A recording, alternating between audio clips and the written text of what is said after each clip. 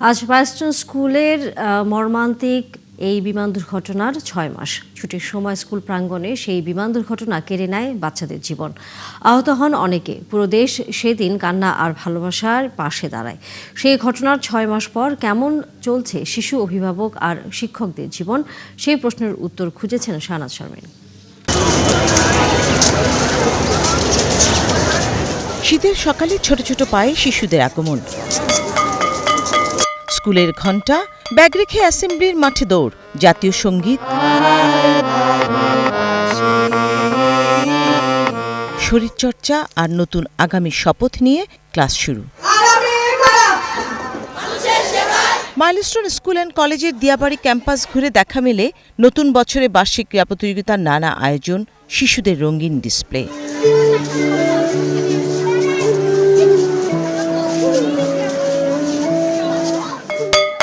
টিফিনের ঘণ্টায় শিশুদের খুনসুটি বলছিল জীবন বহমান।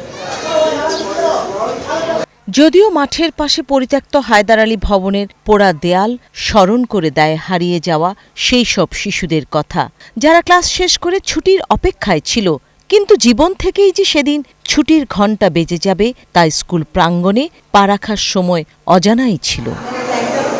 নতুন ভবনে কেমন ক্লাস করছে শিশুরা? বন্ধুর সাথে খেলতে পারছে সবচেয়ে। আমাদের মিসের জন্য অনেক খারাপ লেগেছে, আর আমার একটা ফ্রেন্ডের জন্য। যা হয়েছে পাস্ট ইজ পাস্ট, এটা আসলে ম্যাটার করে না যে পাস্টে কি হয়েছে, কিন্তু ফ্রেন্ডের জন্য অনেক খারাপ লাগে। আইমানের সাথে আমি ওই দিন ছিলাম সাথে, ওর সাথে কথা বলে আমি আমার বোনের কাছে যাচ্ছিলাম, এমন টাইম হঠাৎ করে প্লেনটা পড়ে যায়। আমার মনে হয় কি সবাই সবকিছু ভুলে যাক আর নতুন করে জীবনটাকে শুরু করুক আবার। চারিদিকে এত আয়োজন, তবু যেন কি নেই। বন্ধুর চলে যাওয়া কিংবা খালি চেয়ার এখনো মনকে বিষণ্ণ করে। দুর্ঘটনাটা ঘটেছে, কিন্তু আমি আবার আগের মতো পড়াশোনাটা করতে হবে, তাই আমি আবার আগের মতো আগে যেতে চাই। এই আতঙ্কটা আছে, ধরেন যখন আকাশ দিয়ে প্লেন যায় তখন একটু একটু ভয় করে, বা হঠাৎ আওয়াজ এরকম ভয় করে।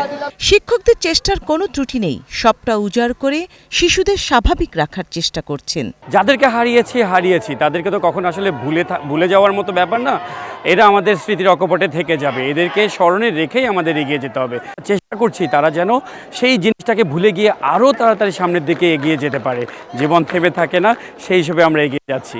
আমাদের স্কুল কর্তৃপক্ষ, শিক্ষক, তারপরে অভিভাবকদের সহযোগিতায় বাচ্চারা এখন ক্লাসে ফিরে এসেছে। ওদের প্রচণ্ড আগ্রহ ক্লাসে আসার। এক্সট্রা কারিকুলার সম্পূর্ণ কাজই সুন্দরভাবে পরিচালনা করছি, এবং এই পুরো জানুয়ারি মাস ধরে আহত বাচ্চাদের অংশগ্রহণেও আমাদের ডিসপ্লে এবং প্যারেড, স্পোর্টস সবটা সুন্দরভাবে চলছে। কেউ কেউ স্বাভাবিক পড়াশোনা না, শুধু অন্যান্য কার্যক্রমে অংশগ্রহণ করছে, যেমন বার্ষিক সাংস্কৃতিক কর্মকাণ্ডে একদম সক্রিয় অংশগ্রহণ করেছে কেউ কেউ।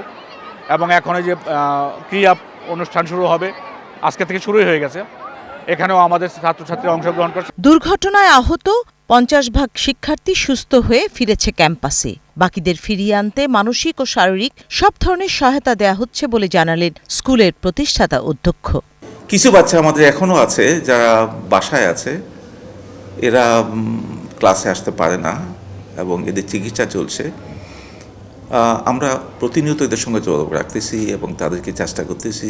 কিছু কিছু অভিভাবকও আছে যে তারা এতটা ট্রমাতে যে এখনও নর্মাল হতে পারে নাই, আমরা তাদের সঙ্গে যোগাযোগ রাখতেছি এবং এই বাচ্চাদেরকে কীভাবে নর্মাল লাইফে আনা যায় আমাদের শিক্ষকরা প্রতিনিয়ত যোগাযোগ করতেছে। এবং এদের ট্রিটমেন্টের জন্য ড্রেসিংয়ের আমরা এখানে করেছি, সাইকিক ট্রিটমেন্টের জন্য করেছি, ফিজিওথেরাপির জন্য আমরা বন্দোবস্ত করেছি।